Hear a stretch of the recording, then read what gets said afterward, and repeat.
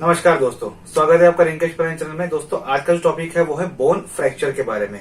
दोस्तों हमारे शरीर में जो हड्डियां रहती हैं, जो बोन्स रहती हैं, उनका जो कंपैरिजन अगर हम लोग स्टील के साथ करें तो कोई गलत बात नहीं होगी, क्योंकि जितनी मजबूती जो स्टील में होती है उसके कंपैरिजन में ही जो बोन के अंदर जो हमारे शरीर में जो बोन्स रहती है, जो हड्डियां रहती हैं, उतनी मजबूती ही हमारे बोन्स में रहती हैं। और ये बोन्स ही जो है वो हमारे शरीर का एक ढांचा बनाती हैं, एक शेप जो है वो हमको देती हैं, एक स्ट्रक्चर जो है वो हमारे शरीर का बनाती हैं।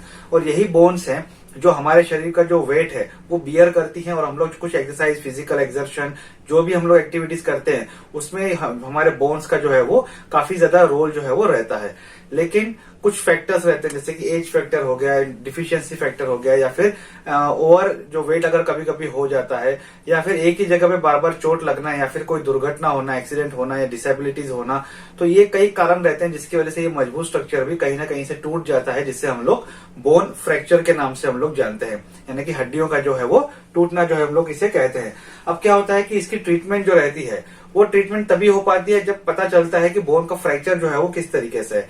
तो जो रिसर्चर्स है उन्होंने क्या किया कि इनको 9 तरीके से इसको जो है वो क्लासिफाइड किया कि ये 9 तरीके जो है वो एक क्लासिफिकेशन इसकी की गई है, ताकि जो ट्रीटमेंट, जो फ्रैक्चर का जो सुचर वगैरह होता है, या फिर बाद में जो फिर से फ्रैक्चर को जो रिपेयर किया जाता है, तो वो उस तरीके से जो है वो उस जो डिपेंडिंग अपॉन की फ्रैक्चर किस तरीके का है उस हिसाब से जो ट्रीटमेंट जो है वो दी जाती है। तो आज हम लोग पहले ये समझ लेते हैं कि जो बोन के फ्रैक्चर्स रहते हैं वो कितने प्रकार के रहते हैं और कैसे रहते हैं।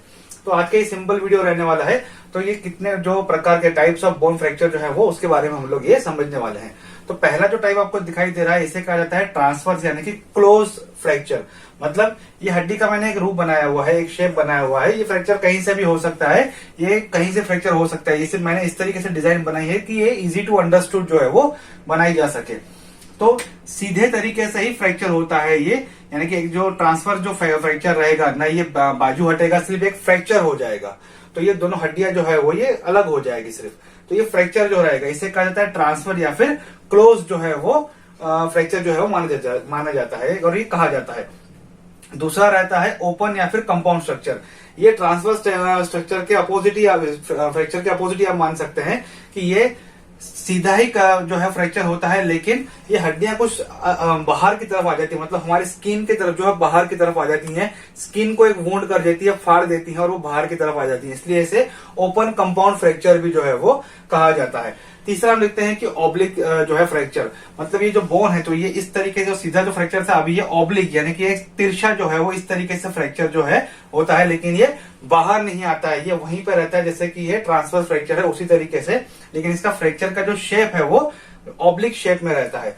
उसके आगे हम देखते हैं कि ऑब्लिक डिस्प्लेस। ऑब्लिक डिस्प्लेस ये बिल्कुल ओपन कंपाउंड के जैसे ही हम लोग इस पर बात कर सकते हैं कि इसका जो फ्रैक्चर का जो शेप है वो ऑब्लिक साइड में है, लेकिन ये भी बाहर आ जाए, बाहर की तरफ आ जाता है, स्किन के बाहर आ जाता है, और वो फ्रैक्चर को, वो हड्डी को हम लोग जो है वो देख सकते हैं कि ये हड्डी बाहर आ गई है, और उसका शेप के हिसाब से ये डिसाइड किया जाता है कि ये ऑब्लिक फ्रैक्चर है, मतलब ये तिरछा जो है फ्रैक्चर हुआ है, वो इसलिए इसे ऑब्लिक डिस्प्ले कहा जाता है, क्योंकि वो स्किन के बाहर आ जाता है।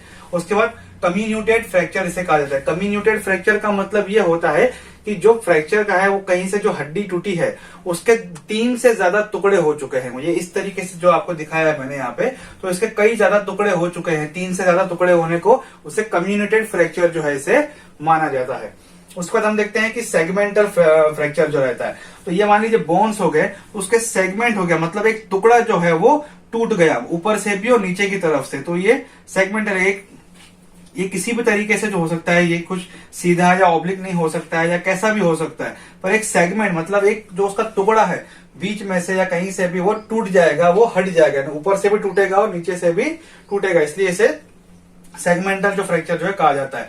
उसके बाद है ग्रीन स्टिक फ्रैक्चर, इसको आप ये भी कह सकते हैं हेयरलाइन जो फ्रैक्चर जिसे हम लोग कहते हैं, वो भी आप इसे कह सकते हैं कि एक तरह का जो एक कट आ जाता है बोन में, हल्का सा बार बार एक ही जगह पे चोट लगती है उसकी वजह से भी हो सकता है, तो एक कट आ जाता है। हो सकता है कि वहां की हड्डी थोड़ी सी बेंड भी हो जाए, थोड़ी टेढ़ी भी हो जाती है, पर टूटती नहीं है। इसका ये क्या होता है, हेयरलाइन फ्रैक्चर जो रहता है, या फिर ग्रीन स्टिक फ्रैक्चर जिसे हम लोग कह सकते हैं, इसका जो शेप रहता है थोड़ा सा वो लीफ जैसा रहता है, इसलिए इसे लीफ फ्रैक्चर भी जो है वो माना जाता है। एक है स्पाइरल फ्रैक्चर।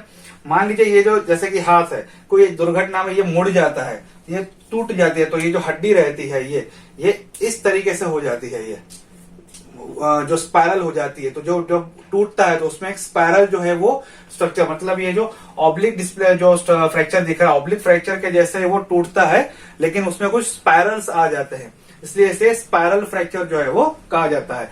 उसके बाद हम देखते हैं एव्यूल्स फ्रैक्चर जो है।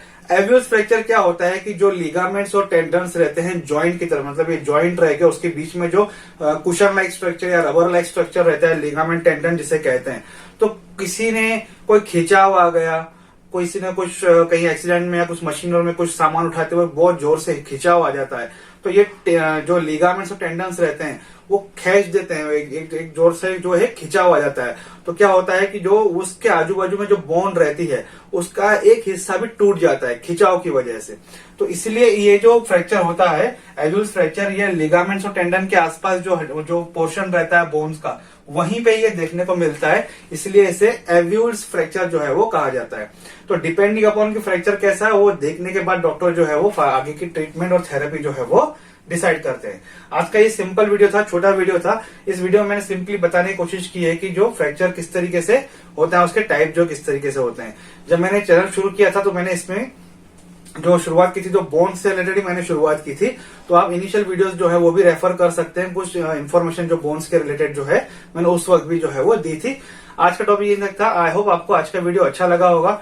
वीडियो अच्छा लगे तो लाइक और शेयर जरूर कीजिएगा। अगर आपके कोई कमेंट है तो प्लीज कमेंट सेक्शन में आप अपना कमेंट जो है वो दे सकते हैं। और मुझे इस चैनल को आपके सपोर्ट काफी ज्यादा जरूरत है। प्लीज सब्सक्राइब बटन को दबा के मुझे और इस चैनल को सपोर्ट कीजिए। Thank you.